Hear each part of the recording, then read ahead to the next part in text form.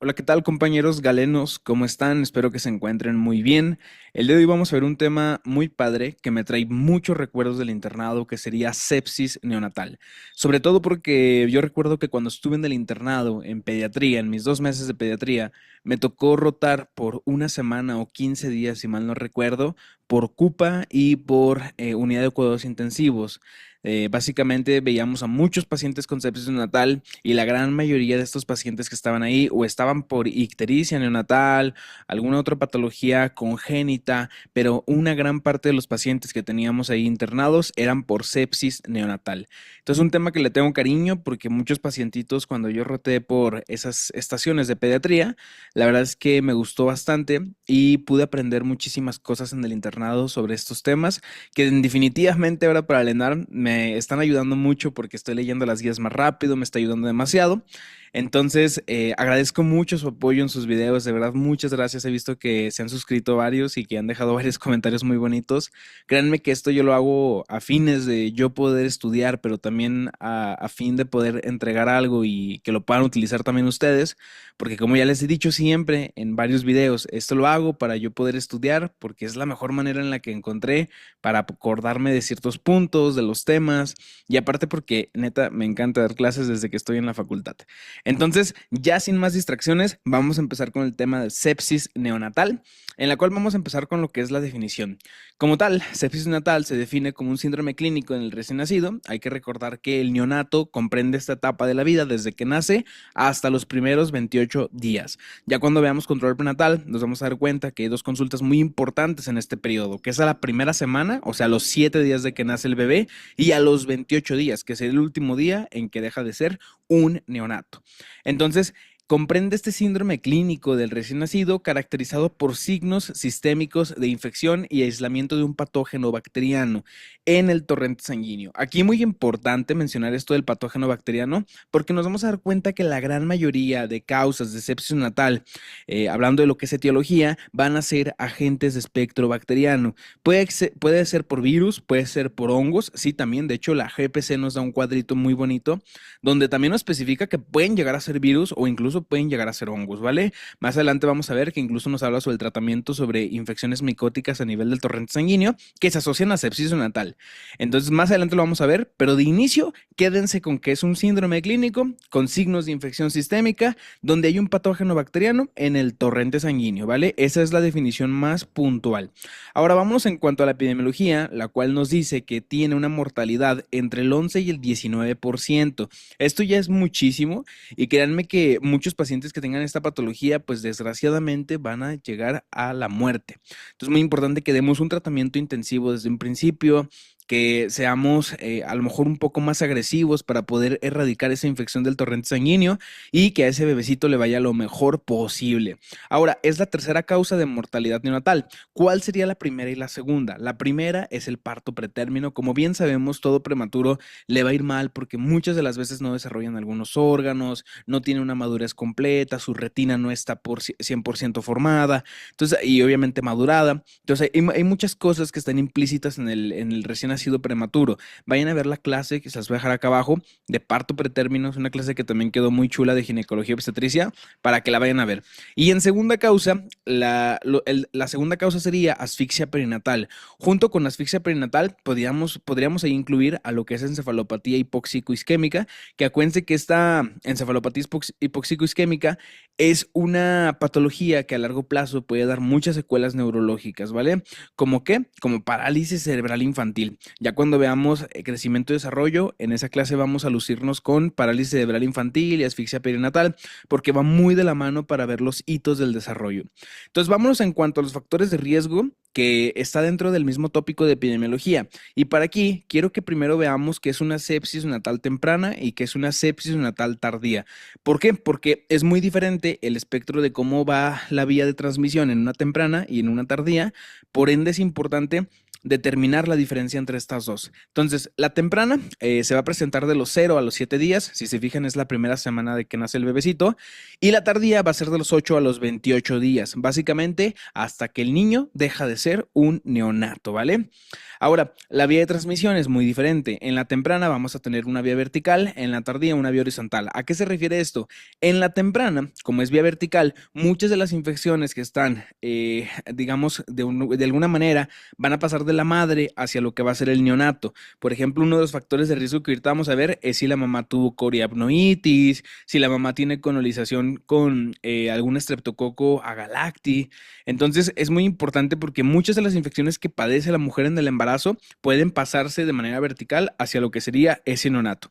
Y ahora, de forma horizontal, en la tardía, generalmente lo vamos a asociar a un niño que nació prematuro o con alguna otra condición y que requirió alguna medida de tratamiento agresiva como ventilación mecánica o como colocación de catéteres como umbilical, un catéter central para poder administrar algún tipo de medicamento o líquidos de manera agresiva. Y por ende, por esas vías de entrada, por esos catéteres, por esas zonas de invasión, tuvo una infección asociada a eso, ¿vale? Entonces, esa es la diferencia más importante y ahorita en los factores de riesgo va a quedar más claro. Ahora, también importante mencionarlo, en la temprana es menos común, pero es más grave. Esto es muy importante, ya que al ser vertical, la mayoría de estas infecciones van a ser infecciones que van a ser muy fuertes y que por lo general van a dejar secuelas en ese niño. En la tardía, por lo general, está asociado más a comorbilidades, que es lo que les decía, un niño que estuvo intubado, un niño que recibió múltiples cateterismos. Entonces, evidentemente, un niño multipuncionado, pues va a tener este tipo de riesgo, ¿vale? Y esta, como tal, es más frecuente, pero es menos grave, ¿sale? La más grave y la que va a tener más impacto en el neurodesarrollo y a final de cuentas en la vida del bebecito va a ser la temprana, ¿vale? Entonces, vamos a regresarnos a los factores de riesgo para que identifiquen cuál es la diferencia entre la temprana y la tardía según los factores de riesgo, porque creo que ahí se marca una diferencia muy importante. Fíjense, en la sepsis natal temprana vamos a tener una ruptura prematura de membranas de manera prolongada, que esta se define según la GPC arriba de 18 horas. Aquí quiero hacer una acotación muy puntual. Es muy diferente que tengamos una ruptura prematura de membranas para factor de riesgo de coriapnoitis a una ruptura prematura de membranas prolongada. Per se, cuando nos hablen de prolongada es mayor a 18 horas. Cuando nos hablen de riesgo para coriapnoitis es arriba de 6 horas, ¿vale? Entonces, muy diferente. Ya con 6 horas de esa ruptura prematura de membranas, ya empezamos a tener riesgo de coriapnoitis, pero como tal, por guía de práctica clínica, todavía no se define como una prolongada porque estás arriba de 18 horas. Otro factor de riesgo sería la presencia del estreptococo del grupo B, que este estreptococo es el estreptococo agalacti. Hay que recordar que la agalacti es uno de los principales agentes infecciosos bacterianos que se asocian a lo que es el bebé, ¿sale? A los recién nacidos sobre todo. Al igual que otro que es muy importante que recuerden desde este momento, la listeria monocitogénesis, ¿sale? La listeria afecta por lo general a los extremos de la vida, tanto al bebé como al paciente anciano, ¿vale? Prematuridad y corioapnioitis. Muy importante porque si se fijan, todo esto pues se va a asociar a una transmisión de tipo vertical, ¿vale? De la madre a lo que es el bebé. Ahora vamos en la sepsis neonatal tardía. En la tardía vamos a tener factores de riesgo, intubación endotraqueal, ventilación mecánica, colocación de vías vasculares, es lo que les decía, múltiples cateterismos, que por lo general esto se asocia a mayor infección, ¿no? Eso es muy importante. Incluso cuando vean el tema de neumonía, van a ver que se dividen en intrahospitalarias y la de la comunidad, ¿no? O extrahospitalaria. Y dentro de las intrahospitalarias hay una subclasificación que se deriva a la ventilación mecánica, ¿sale? O sea, neumonía secundaria, ventilación mecánica. Entonces, muy importante porque todos estos tratamientos agresivos sí ayudan, pero no son inocuos, tienen efectos adversos. Y uno de ellos es que al ser tan agresivos, pues pueden ayudar a la colonización de algunos agentes bacterianos desde el dispositivo que se está usando hacia el cuerpo de la persona al que se le está poniendo, ¿vale? Entonces, muy importante. Otros factores de riesgo que podemos encontrar es el uso de inhibidores H2, que hay que recordar que estos medicamentos ya no se usan, son como la ranitidina, muy diferente a los inhibidores de los H1. Acuérdense que los H1 son receptores de histamina centrales, por lo general son los que utilizamos para algunos tratamientos de alergias, y uso de lo que es IVP, sale omeprazol en niños chiquitos, pues asociado a sepsis neonatal tardía, y algunas patologías gastrointestinales. Aquí sobre todo las congénitas, ¿no? Gastroesquisis, onfalocele, que por lo general ocupan tratamientos quirúrgicos y pues son muy invasivos, ¿vale? Entonces muy importante, no se les va a olvidar la diferencia entre una temprana, una tardía, los factores de riesgo que hay que asociar. Ahora, entrando con lo que es la etiología, aquí de primera instancia quiero que se aprendan esto. Por lo general las tempranas son dadas por enterobacterias, mientras que las tardías son bacterias que no son enterobacterias, ¿vale? ¿Por qué? Porque nos vamos a fijar que en la temprana por lo general son gram negativos, ¿vale? Y en la tardía por lo general van a ser cocos gram positivos y ahorita lo vamos a ver a más detalle. Este es el cuadrito que les hablaba de la guía de práctica clínica que viene en las últimas páginas, donde básicamente nos ponen las cosas bien sencillas. Fíjense, si es temprana, ya sabemos que es vertical, lo más común es que sean gram negativos, ¿no? Klebsiella, Escherichia coli, ya saben, la E. coli siempre y presente. Aquí pues muy importante, estos dos agentes podríamos decir que son la estrella, ¿no? Y fíjense, a menor riesgo ya los gram positivos como el Staphylococcus aureus, que bueno, ahí se mete un poquito en la temprana. Si se fijan de los gram positivos es el que más tiene impacto en la temprana. Y aparte también pues el estreptococo del grupo B, que ya hay que recordar que es el agalacti. Otro que también se me hace importante mencionar son los virus. Si se fijan están un poco más inclinados hacia la sepsis neonatal temprana que hacia la tardía, ¿vale? Es muy raro que un virus nos dé una sepsis neonatal, pero aún así hay que pensarlo cuanto los tratamientos antibióticos pues fallen, ¿vale?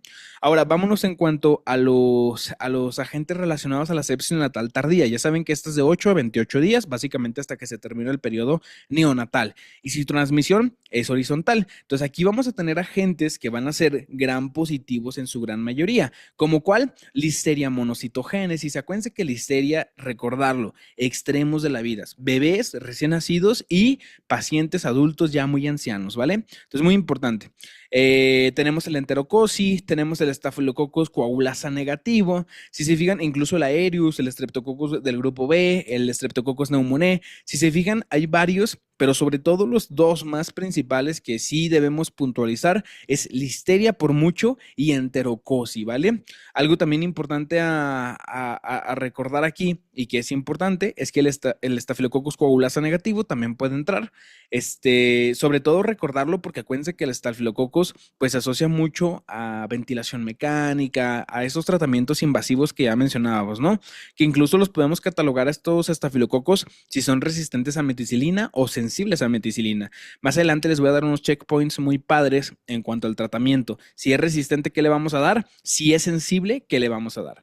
Ahora, también aquí quiero puntualizar que también tenemos otros gram negativos que no teníamos en la temprana. Por ejemplo, Pseudomonas. Acuérdense que Pseudomonas también se puede asociar a infección debido a ventilación mecánica invasiva.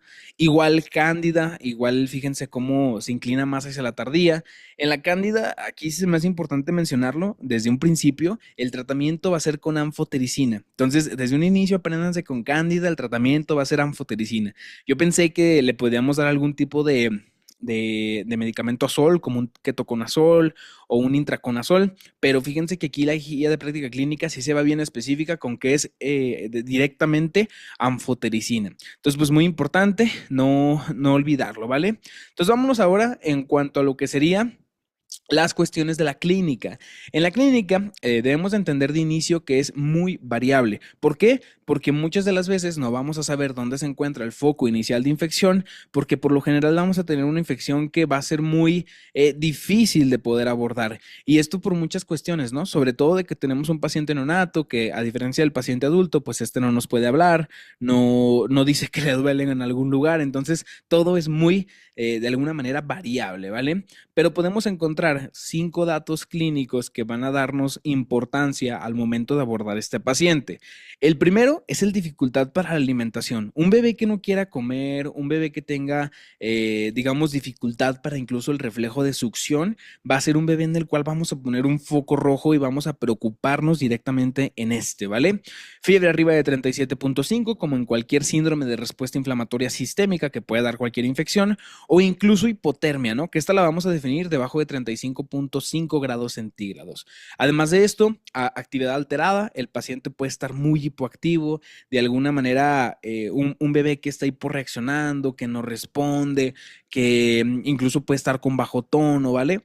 Convulsiones, que claro, si convulsiona hay que buscar causas neurológicas. Si tiene aparte de la convulsión su rigidez, su rigidez de nuca, le hacemos el Kerning y el Brunzinski, están positivos, pues hay que irnos directamente hacia lo que sería cerebro, ¿vale?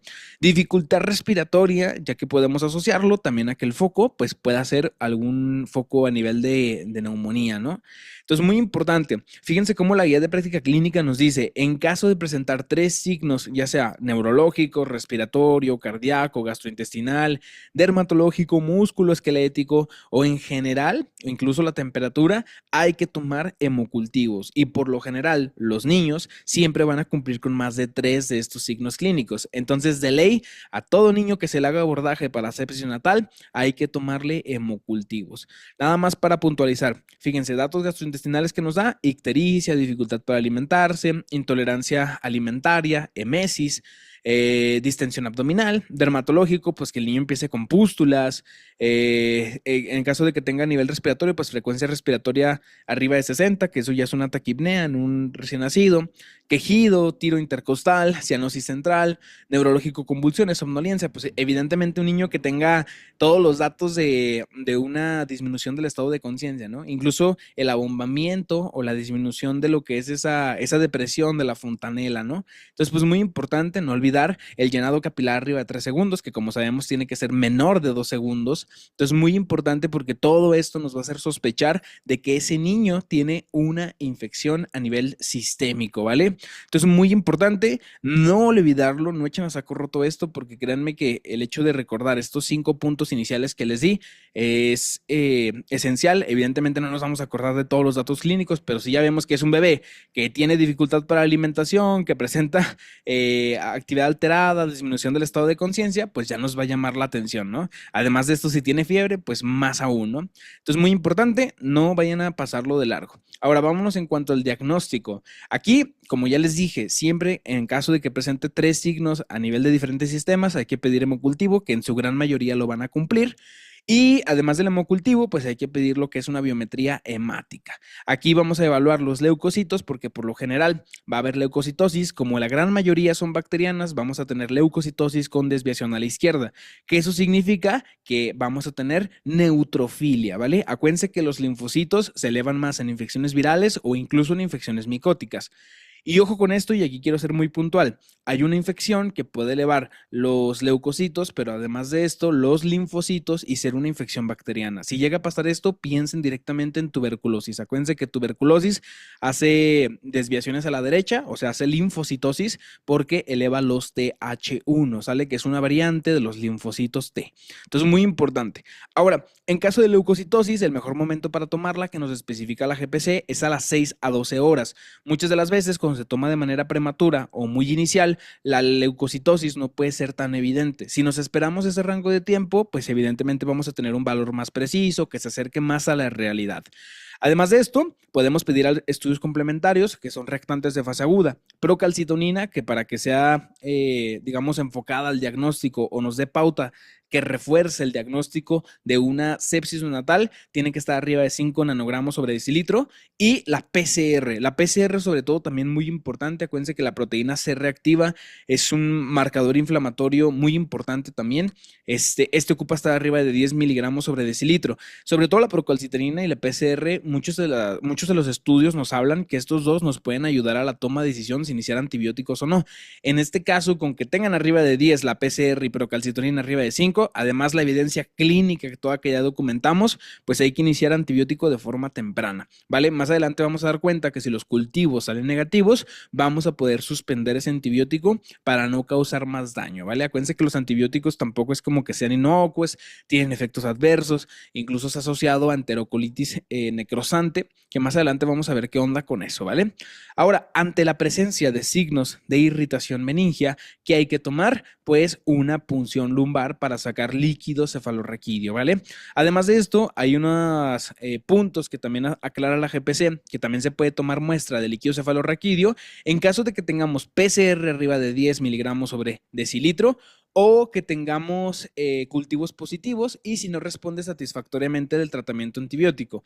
Evidentemente un niño que no responde al antibiótico, pues hay que buscar foco de origen, donde está produciéndose la infección. Uno de los principales focos que podemos pensar, pues es a nivel del sistema nervioso central, ¿no? Por eso hay que tomar ese líquido cefalorraquídeo. Evidentemente, también podemos pensar en otras causas, ¿no? Una patología a nivel respiratorio o una neumonía en este caso, o incluso una infección de vías urinarias, ¿vale? No todo es el cerebro, acuérdense que hay múltiples focos que se pueden llegar a infectar y pues evidentemente hay que buscar en todos lados, pero el cerebro definitivamente es uno de los más importantes. Entonces no se olviden de eso. Evidentemente ya cuando saquemos el líquido cefalorraquídeo, pues vamos a mandar a hacer un citoquímico, un citológico y un cultivo, ¿vale? Entonces pues muy importante, esa es la regla de sacar los 3 tubitos que se sacan del líquido cefalorraquídeo. Incluso si pensamos en alguna TB meningia, esto ya sería más para un paciente adulto, pues hay que pedir una ADA, ¿no? Una adenosín desaminidasa. Entonces muy importante, no echen a saco roto tampoco esto porque pues es muy importante. Ahora vámonos en cuanto al tratamiento, que aquí la verdad es que está muy sencillo porque casi siempre, o esto se parece muchísimo, ¿no? El antibiótico empírico inicial, vamos a empezar con ampicilina y algún aminoglucósido, de preferencia gentamicina o amicacina, ¿vale? Ahora, si se fijan, la ampicilina casi siempre la damos para infecciones materno-fetales, ¿no? Por ejemplo, en coriamnoitis el tratamiento también es a base de ampicilina, y si se fijan, pues está muy ligado, ¿no? Entonces, los dos tratamientos iniciales, empíricos iniciales, es ampicilina más gentamicina. Si viene esa pregunta en el examen y viene en esta opción de respuesta, hay que colocar ese. Ahora, como segunda línea, nos dice lo que es la GPC, que podemos iniciar cefalosporinas de tercera generación como monoterapia.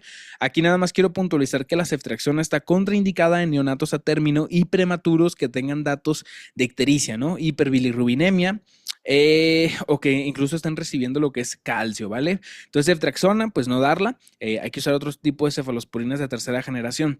Fíjense que está bien raro porque las cefalosporinas de tercera generación en monoterapia, en este caso sí en adultos, para datos de meningitis, que ya estamos hablando un poquito de esto, podemos dar ceftriaxona como terapia inicial, ¿vale? Entonces, ahí pues puntualizándolo, recuerden que hay un mundo de diferencia entre la pediatría y el paciente adulto, entonces hay que recordar cosas puntuales del pediatra que no tenemos que confundir con el paciente adulto. Entonces acuérdense que ceftriaxona no hay que darlo de manera inicial, a pesar de que sea una cefalosporina de tercera generación, hay que optar por otras, ¿sale? Nada más ir puntualizando. Ahora, en caso de que se piense un gram negativo, esto sería en caso de que no tengamos un cultivo que ya tengamos documentado que es gram negativo, podemos cambiar a lo que es cefepime o cefotaxima, ¿vale? Entonces, muy importante, incluso nos marca la GPC que podamos dar ya algún carbapenémico, que son antibióticos de muy amplio espectro, que por lo general solo se usan cuando justamente pues ya ahí estamos en los últimos recursos, ¿vale? Ahora, en caso de tener estafilococcus en nuestro cultivo y sea sensible a meticilina, ¿qué le vamos a dar? El tratamiento de elección es dicloxacilina más gentamicina, ¿sale? Acuérdense que la dicloxacilina es el medicamento para el estafilococcus sensible a meticilina. Esta puede ser una buena pregunta del examen nacional. Y el estafilococo resistente a meticilina, o también conocido como el MERSA, su tratamiento inicial va a ser con vancomicina. Acuérdense que vancomicina es como si fuera una bazuca. Así es como nos lo decía nuestro profesor de farmacología. Nos decía, la vancomicina es como si fuera una bazuca. Entonces, no tienes que usarla, pues a menos de que tengas una indicación pues muy importante, ¿no? Entonces, vancomicina estaría especialmente indicada en el MERSA, ¿vale? Estafilococo resistente a meticilina. Entonces, muy importante no confundirlo.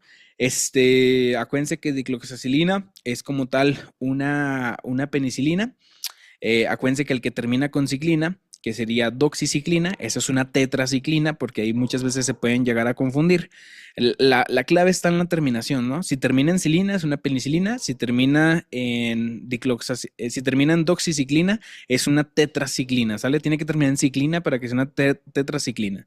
Ahí puede ser una pregunta y mamadora en el examen, ¿no? De que cuál es el mecanismo de acción de este medicamento, ¿no? Y nos confundamos, ¿no?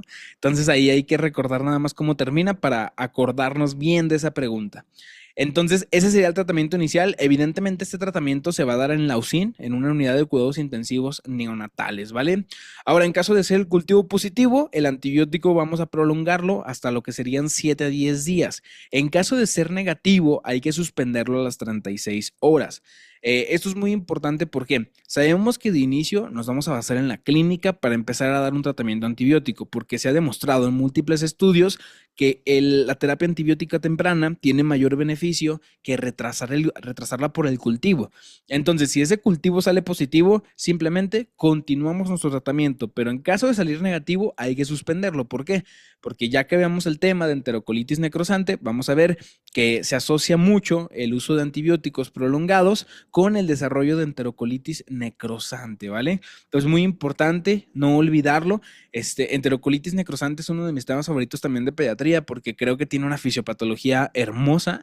Digo, ninguna fisiopatología es hermosa para el paciente que padece la enfermedad, pero nosotros como galenos, como médicos, sí tenemos que aprender muy bien la fisiopatología de casi todas las enfermedades o de la mayoría que podamos, porque créanme que entender cómo se descompone el cuerpo es lo más hermoso. Si entendemos cómo funciona, cómo se descompone, vamos a saber cómo diagnosticarlo, vamos a saber cómo tratarlo. Entonces, muy bonito estas cuestiones de fisiopatología. Ya cuando veamos enterocolitis necrosante, vamos a dar un repaso muy intenso a eso. Ahora, fíjense que la GPC nos recomienda el uso de probióticos en caso de que queramos reducir la incidencia de enterocolitis necrosante. Entonces, incluso si cuando revisé el tema de enterocolitis necrosante, que fue hace como una semana o dos, sí mencionaba el uso de probióticos, ¿vale? Para reducir enterocolitis necrosante. Entonces, pues muy importante, no hay que olvidarlo, ¿vale? Suspender antibiótico en caso de cultivo positivo, lo seguimos todavía.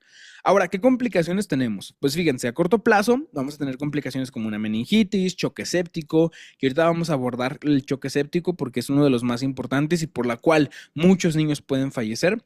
Enterocolitis necrosante, que a final de cuentas pues pueden llegar a ocupar hasta cirugía y pueden tener efectos malísimos a largo plazo, como un síndrome de intestino corto. Otra complicación a corto plazo sería el síndrome de dificultad respiratoria e incluso hemorragia intraventricular por ruptura de la matriz germinal, ¿vale? Entonces, muy importante. A largo plazo, lo principal, alteraciones en el desarrollo. Y ahí se va a ver, de ese punto se va a desarrollar lo demás, ¿no? Hipoacusia neurosensorial y ceguera, que podemos relacionarlo con alteraciones del neurodesarrollo, incluso desarrollo de algún tipo de parálisis cerebral infantil, que acuérdense que hay muchas clasificaciones de la parálisis cerebral infantil, que si es espástica, que si es mixta. Y finalmente, otra de las complicaciones que se me hizo importante mencionar es displasia broncopulmonar. Acuérdense que la displasia broncopulmonar está asociada a terapia con ventilación mecánica invasiva. Entonces hay que tener muy puntuales que estos niños, pues sí, pueden llegar a tener muchas complicaciones a largo plazo, pero hay que tratarlos lo más que se pueda para que estos niños tengan el menor riesgo de complicaciones y puedan tener un desenlace exitoso. Ahora vámonos en cuanto a lo que sería choque séptico, que es una de las principales complicaciones en estos bebecitos, ¿vale?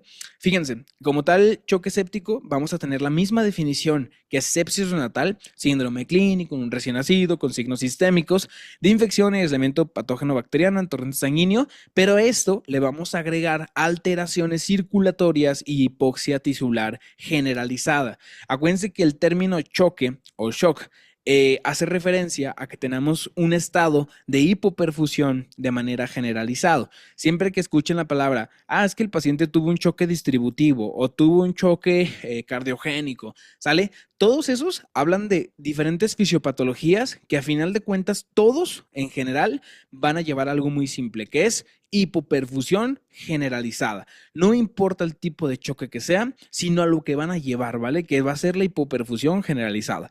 Evidentemente, todos van a ocupar tratamientos distintos porque la fisiopatología es distinta, ¿no? Por ejemplo, en choque distributivo, lo que está dañado son las resistencias vasculares periféricas, ¿no? En ese caso están aumentadas, hay una vasodilatación excesiva y por ende no hay perfusión hacia los órganos y hacia los tejidos, ¿no? Ahora, si tenemos un choque cardiogénico, lo que está dañado es la bomba. Si tenemos un choque obstructivo, lo que está dañado es la poscarga cardíaca. Hay mucha resistencia de ese ventrículo izquierdo y por ende no tenemos la suficiente sangre a nivel sistémico y por ende tenemos datos de hipoperfusión. Si tenemos un choque hemorrágico o hipovolémico, acuérdense que el hipovolémico se clasifica en hemorrágico y no hemorrágico. Si tenemos un choque hipovolémico, también a final de cuentas la pérdida de volemia pues va a llevar a datos de hipoperfusión. Entonces todos en general llevan a datos de hipoperfusión. Acuérdense que el choque séptico entra dentro de los choques distributivos. De hecho, el choque séptico es el tipo de choque más común y dentro de los choques distributivos, que acuérdense que adentro tenemos 5 tipos, adentro del choque distributivo, el que siempre es la joya de la corona es el choque séptico, ¿vale? Entonces ya viendo ese recordatorio de los tipos de choque, y algún día veremos eso de choques y demás cosas que están muy bonitas. Vamos a empezar con choque séptico en pediatría. Entonces ya saben, datos clínicos de sepsis neonatal, más alteraciones circulatorias e hipoxia tisular generalizada que va a llevar a datos de hipoperfusión. ¿Sale? En la clínica, entonces, vamos a tener hipotermia o hipertermia, alteración del estado de alerta. Evidentemente, ese bebé va a tener un Glasgow que va a ir bajando y bajando y bajando. Datos de vasodilatación o vasoconstricción. Esto depende en qué etapa se encuentra. Si es un choque caliente o es un choque frío. ¿Cuál es la diferencia entre estos dos? Acuérdense que de manera inicial, cuando empiezan estas fases en la historia natural de la enfermedad del choque, tenemos una evolución en donde en un principio hay mecanismos compensatorios para evitar que todo se vaya de alguna manera al carajo, ¿vale? De alguna manera. Entonces, ¿qué es lo que pasa? El corazón empieza a bombear muy rápido y empieza con taquicardia, los vasos intentan de alguna manera reaccionar y empiezan a querer apretarse y hacen una vasoconstricción. Entonces, hay una respuesta sistémica a todo esto, ¿no? Incluso la glándula suprarrenal libera aldosterona, el sistema renina-angiotensina-aldosterona se eleva, la ADH, que es la hormona antidiurética, también se libera de la neurohipófisis. ¿Para qué? Para reabsorber más agua, reabsorber más sodio y evidentemente pues se tira mucho potasio. Pero si se dan cuenta, a final de cuentas, todo lo que está queriendo generar esto es mantener a nuestro paciente vivo, ¿sale? O sea, el mismo cuerpo intenta mantenerse vivo. Entonces, todos estos mecanismos van a generar una hiperdinamia en el cuerpo y este estado hiperdinámico va a originar un choque caliente. Por eso de inicio hay temperatura alta, ¿sale? El corazón está todo, los vasos están incluso, pueden estar vasodilatados. Entonces hay una generación de muchos mecanismos para que se pueda llevar todo esto, ¿vale? Evidentemente, si esos mecanismos compensatorios fallan, ¿qué va a pasar? Que ahora nos vamos a ir al otro extremo. El corazón poco a poco se va a ir haciendo más lento, los vasos se van a quedar sin volemia, va a haber una pérdida de líquidos importante. Entonces, esto va a llevar a lo que es un choque frío, ¿vale? Entonces, acuérdense de la diferencia entre choque frío y choque caliente. Evidentemente, el tratamiento va a ser distinto. Ahorita que lo veamos, se van a dar cuenta que las aminas que se usan en los diferentes tipos de choque son distintas, ¿vale? Aunque parecidas, pero distintas. Ya de inicio, tienen que saber que si tienen un paciente con choque frío en pediatría, tienen que empezar con adrenalina, ¿sale? Más adelante lo vamos a ver esto. Y lo especifica así la GPC, ¿sale? Frecuencia cardíaca, menos de 90 o más de 160. Evidentemente, si está menos de 90, estamos hablando de un choque frío. Si está más de 160, estamos hablando de un choque caliente, ¿vale? Entonces, muy importante no olvidarlo. Aquí acuérdense de Frozen para que se acuerden del choque frío y de las flamas, ¿sale? Del choque caliente, ¿vale? Entonces, muy importante porque estos pacientes, ya que tienen este choque séptico, tienen un alto riesgo de morir. Entonces, como pediatras, como médicos generales, nosotros como médicos generales tenemos que ser muy listos para saber derivar a estos pacientes con los pediatras y evidentemente que los pediatras se encarguen de resolver estas patologías que evidentemente nosotros como médicos generales no vamos a ver, ¿vale? Entonces, el tratamiento. Nos vamos a ir de inicio con lo que es terapia con líquidos y vasopresores. Siempre, y aquí quiero puntualizar algo muy importante, se va a iniciar con líquidos, ¿sale? ¿Cómo lo vamos a hacer? Vamos a utilizar lo que son cristaloides, de preferencia solución Ringer lactato o solución Harman. Acuérdense que la solución salina al 0.9%, o también conocida malamente como fisiológica, puede producir acidosis hiperclorémica. Entonces, muy importante porque no es una solución que se prefiera cuando queramos reanimar a un paciente por esos efectos adversos. Entonces, vamos a utilizar en bolos de 10 mililitros por kilo. Se pueden usar hasta 40, 60 mililitros por kilo, pero lo ideal es que empecemos con dosis mínimas, que serían 10 mililitros por kilo en la primera hora, ¿vale? Hay que recordar que siempre iniciar con bolos de cristaloides. Entonces, fíjense, vamos al algoritmo. De inicio, vamos a identificar el choque séptico neonatal. Identificamos choque, el paciente tiene datos de cardiopatía dependiente de conducto. Aquí es muy importante porque puede estar asociado un conducto arterioso que está persistente. En dado caso que esté persistente lo que es ese conducto arterioso, vamos a darle lo que es prostaglandina E1, ¿sale? Evidente también vamos a manejar los líquidos muy estrictamente porque acuérdense que esta cardiopatía puede tener ciertos efectos adversos si tenemos una sobrecarga de líquidos, ¿vale? Ahora, no tiene datos de cardiopatía dependiente de conducto, que va a ser la mayoría de las veces, ¿no? Vamos a iniciar con lo que son cristaloides, salina o Ringer. Ya les dije, de preferencia Ringer lactato o Harman, que será la misma. Vamos a dar 10 mililitros por kilo en un tiempo de 15 a 20 minutos, ¿no? Iniciarnos antibiótico, acuérdense que de manera temprana tenemos que iniciarlo. Evidentemente estar viendo los datos de hipoglucemia, porque acuérdense que también puede estar asociado a una hipoglucemia neonatal, que acuérdense que siempre antes de pensar en signos neurológicos y pensar que ese paciente tiene datos de somnolencia o que tiene meningitis, hay que ver que no tenga hipoglucemia neonatal, que acuérdense que hipoglucemia neonatal se define con debajo de 45 miligramos sobre decilitro en su glucosa central, ¿vale? Entonces ya le dimos nuestra terapia con líquidos, ya le iniciamos antibióticos. ¿Se alcanzaron metas? No. ¿El paciente tiene disfunción cardíaca o edema pulmonar? Sí, pues evidentemente hay que suspender las cargas y hay que iniciar directamente con nuestros inotrópicos, que serían las aminas vasoactivas. ¿Por qué suspendemos los líquidos? Porque si el paciente tiene un problema pulmonar, o en este caso edema pulmonar o disfunción cardíaca, podemos sobrecargarlo más y encharcar a ese paciente, ¿no? Que coloquialmente así le decimos todos en el hospital, ¿no? Lo vamos a comprometer y su estado hemodinámico y pulmonar pues va a tener repercusiones. Ahora, en caso de que no tengamos esto, ¿qué vamos a hacer? Vamos a dar una segunda terapia con líquidos, ¿vale? Solución cristaloide, misma dosis, 10 mililitros por kilo en un tiempo de 15 a 20 minutos, revaloramos y evidentemente en caso de requerirse, pues se puede dar más lo que son bolos. Ahora, en caso de que no se alcanzaron metas con la solución cristaloide, ¿qué vamos a hacer en este caso ahora? Vamos a definirlo como un choque refractario a líquidos. Y en caso de que sea un choque refractario a líquidos, nos vamos a ir a nuestro segundo escalón, que van a ser los vasopresores. Entonces, ¿qué vasopresores tenemos? De manera inicial, vamos a tener que podemos dar dopamina, que se puede dar junto con Dubuta. Principalmente quiero que se acuerden que de manera inicial la dopamina va a ser el estándar, ¿vale? Ahora, si no responde a la dopamina junto con la dobutamina o solamente en monoterapia la dopamina, vamos a poder iniciar el segundo vasopresor, que sería adrenalina.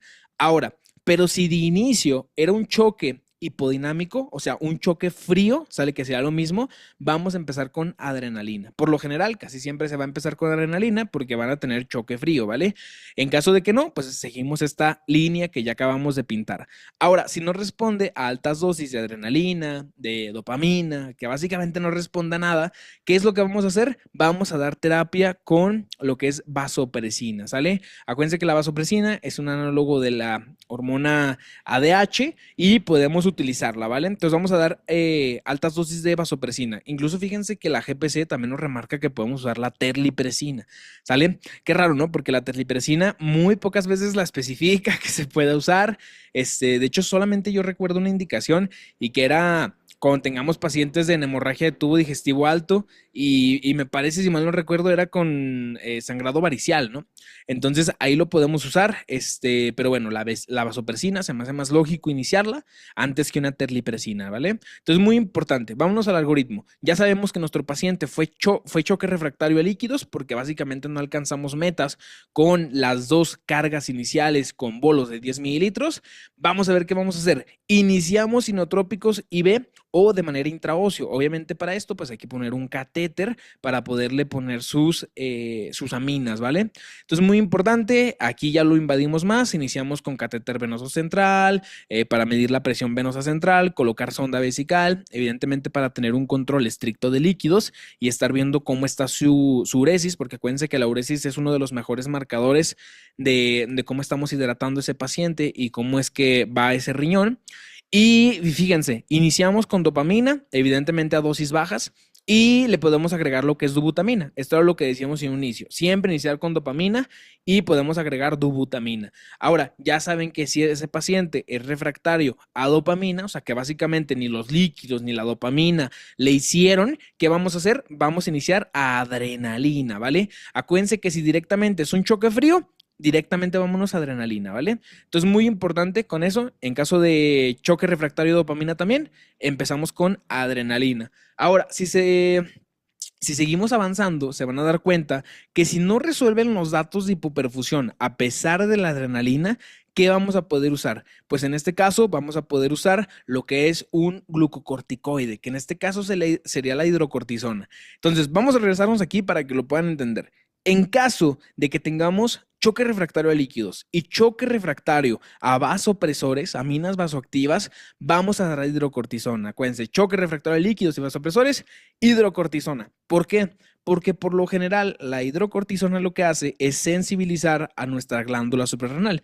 Acuérdense que en la médula de la glándula suprarrenal se liberan lo que son algunas catecolaminas, en este caso adrenalina y noradrenalina. Entonces muchas veces puede haber insuficiencia suprarrenal primaria que no tengamos en cuenta y que básicamente esa glándula no esté produciendo nada de catecolaminas y por ende no esté funcionando nuestra terapia con aminas previamente, ¿vale? Entonces la hidrocortisona es un buen método en caso de que sea refractario tanto a líquidos como a aminas para poder estimular esa glándula y que nos ayude liberando catecolaminas. Esto es muy importante. ¿Qué medicamento usamos? Hidrocortisona, ¿vale? Ahora, datos puntuales y que se me hizo importante y por eso se los puse aquí. En caso de mala función del ventrículo izquierdo, se puede dar nitrovasodilatadores o incluso inhibidores de la fosfodiesterasa 3, como lo que sería milrinona, ¿sale? Entonces, esto nada más en caso de que lleguen a preguntar de que si hay mala función del ventrículo izquierdo, milrinona, ¿sale? Inhibidores de la fosfodiesterasa tipo 3, ¿vale? En caso de existir hipertensión arterial pulmonar, acuérdense que el tratamiento de elección es el óxido nítrico. Eso en general, acuérdense para todo lo que nos pregunten de hipertensión pulmonar en pediatría, óxido nítrico siempre es lo que se da. Y en caso de que tengamos a un bebecito que tenga hemoglobina menos de 12, podemos empezar a transfundir lo que son paquetes globulares, ¿vale? Entonces, muy importante, si se fijan, lo mismo que vimos acá de este lado en el tratamiento, es lo mismo que nos marcan los algoritmos y que tenemos que estar viendo. Ahora, fíjense, finalmente para ya terminar con el algoritmo, en caso de que ya dimos nuestro hidrocortisona, dimos ese glucocorticoide porque dijimos que era refractario tanto a líquidos como a aminos, pues en ese caso, si no funciona y persiste lo que es ese choque refractario a catecolaminas, nos vamos a ir a considerar ya lo que es una terapia con ECMO, ¿sale? Que sería la oxigenación por membrana extracorpórea, lo cual evidentemente no en todos los centros hospitalarios se va a tener y pues no lo vamos a poder tener muchas veces, ¿vale? Entonces, pues nada más acuérdense que una de las últimas terapias que se puede usar, pues es el ECMO, ¿vale? Entonces, muy importante, no se les vaya a olvidar. Esto sería todo por la clase del día de hoy. Si se fijan, fue una clase pues muy bonita, vemos muchísimas cosas. Sepsis natal, les juro que es uno de los temas que yo creo que veo preguntable para el nacional y que digo, yo sé que apenas lo voy a presentar también, al igual que muchos de ustedes que a lo mejor están viendo esta clase, pero de mí se van a acordar cuando vean que viene este tema y nos sabemos todas las preguntas correctas. Cuídense mucho, les mando un fuerte abrazo. Próximamente voy a estar subiendo más clases que tengo ya ahí preparadas. Entonces, espérenlas pronto y de favor si les gustó, por favor dejen un like, dejen un comentario, qué les pareció, les gustó, de qué quieren más clases. Evidentemente voy a subir casi de todos los temas, me tardo porque pues tengo que estudiar para mí, también tengo que estudiar para hacer mis clases. Entonces, pues cuídense mucho y les mando un abrazo a todos. Bye.